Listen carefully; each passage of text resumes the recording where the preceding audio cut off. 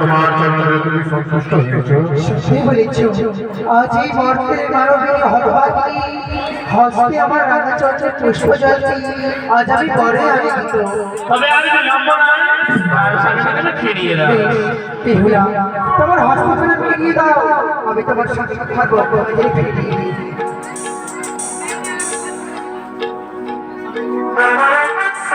আশীর্বাদ করে বেহুলা, যেই উদ্দেশ্যে চলেছে আমার বর্তমানে সেই উদ্দেশ্যে তোমার সফল হবো।